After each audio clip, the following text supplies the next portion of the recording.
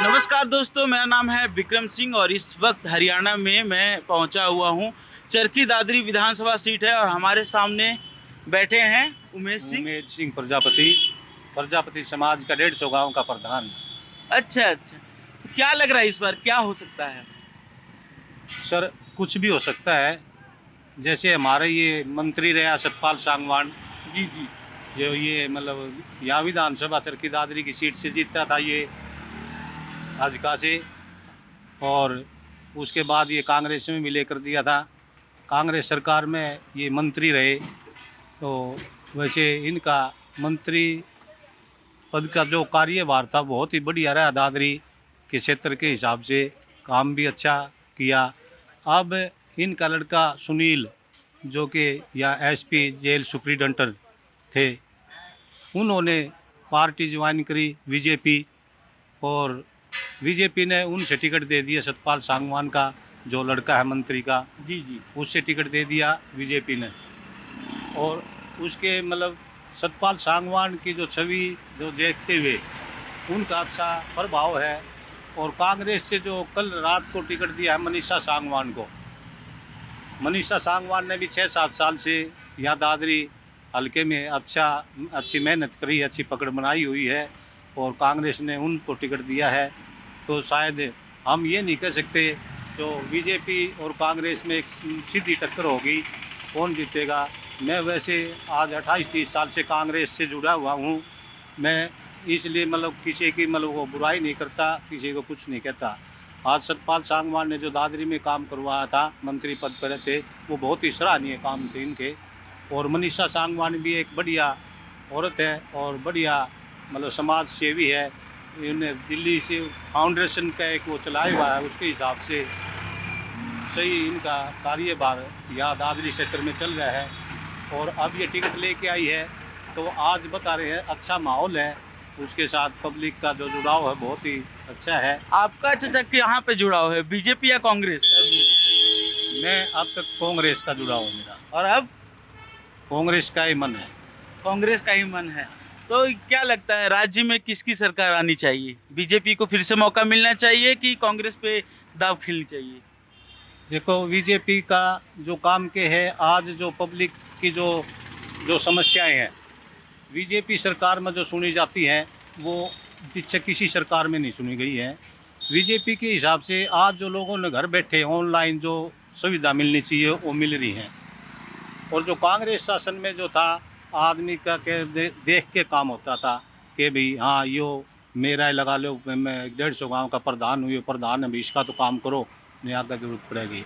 तो कहने का मतलब है कि बीजेपी जो है वो सभी लोगों का ख्याल रख रही है और कांग्रेस चेहरा देखकर काम करती है। बिल्कुल बीजेपी आज सब लोगों को बराबर लेके चल रही है, चाहे उसमें जमींदार हो, मजदूर हो, कोई भी हो। आज जो कोर्ट में एक हर 2 घंटे बैठते 9 से 11 बजे डीसी एसपी सभी अफसर, तो वो लोगों की समस्या सुनते हैं, वहीं सुन जाते हैं।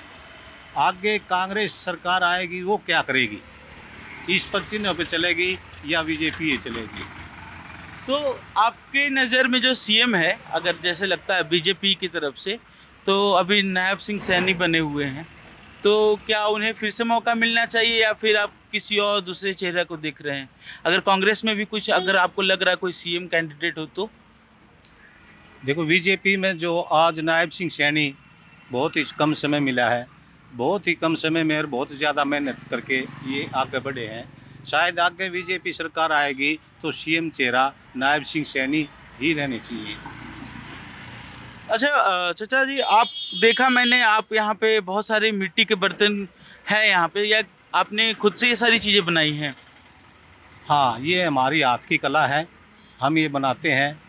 इसके ऊपर मैं टीवी पर भी स्टेटमेंट देता रहता हूँ, मिट्टी के बर्तनों की यूज करो। और मेरे पास ऑनलाइन भी फ़ोन पूरे मतलब भारत से आते रहते हैं, जी आप मिट्टी के बर्तन का काम करते हो और हमें मिट्टी के बर्तन चाहिए। तो इसमें ये है कि मतलब इसको राजनीति में भी लेके चले तो हमें कोई किसी से कोई लाभ नहीं है। आज जो मिट्टी का बर्तन हम अपनी मेहनत से बनाते हैं और कमा के खाते हैं, और कोई राजनीतिक आदमी आज तक ये इलेक्शन लड़ रहे हैं, ये कोई हमारे पास से एक गिलास भी नहीं खरीदते मिट्टी का, ले भी उसमें पानी पियेंगे, मटका खरीदना और खरीदना हो तो बड़ी बात है। क्या मतलब कि आपकी जो जीविकोपार्जन के जो साधन है यही मिट्टी के बर्तन है? हाँ, हमारा ये मिट्टी के बर्तन से हमारा जीवन चलता है। हमारा जो कार्यभार है, जो बच्चों का पालन पोषण इसी से होता है और हमारे पास कोई काम नहीं है। आज मेरे पास पढ़े लिखे बच्चे हैं मेरे, और जो शायद कहीं हमारे समाज में तो कम ही मिलेंगे। जो मेरे 2 पुत्र बधू हैं, दोनों पूरी पढ़ रही हैं, एमएससी कर रही है, मैं तय कोई बीएड कर रही है, डबल एमए कर रही है इंग्लिश तय। लड़का है मेरा बड़ा एमबीए कर रहा है, छोटा लड़का है एचएम कर रहा है। तो पढ़े लिखे बच्चे हैं, लेकिन सरकार की तरफ से चाहे बीजेपी हो चाहे कांग्रेस हो, कांग्रेस के साथ मैंने 25-30 साल गुजार दिए, लेकिन कोई कहीं सुनाई नहीं हुई। बीजेपी से मैं कट था और बीजेपी वाले क्यों मेरी सुनाई करते थे, लेकिन और सुविधा जो है बीजेपी से मैंने मिल रही है बहुत दी। तो आपका ये कहना है कि जो बच्चे स्किल्ड हैं, सरकार उनके ऊपर ध्यान नहीं दे रही है, तो अब जो उनका अपना पुराने जो चीज़ें थी जिनसे वो जीविकोपार्जन होते थे, अब उन्होंने जो न्यू जनरेशन उन्होंने चेंज कर दिया। आज जो बच्चे पढ़े लिखे हैं, अपनी मेहनत से, जो मेहनत करता बच्चा पढ़ता है। पहले जो सरकार थी उसमें क्या था, चाहे किसी ने कुछ लिखना नहीं आता हो, इंग्लिश नहीं आती हो, लेकिन वो भी बड़े ओहदे पर लग गया। इस बीजेपी सरकार में ऐसा है, जो बच्चा पढ़ रहा है, जो मेहनत कर रहा है, अपनी मेहनत के ऊपर सेलेक्ट होता है। वो ये किसी की ये कहते हैं भी खर्ची और पर्ची नहीं चलेगी, तो वो चलती नहीं है। जो बच्चा पढ़ेगा, जो अपनी मेहनत करेगा, जो आगे मार्क्स लेगा, वो सर्विस पर जाएगा।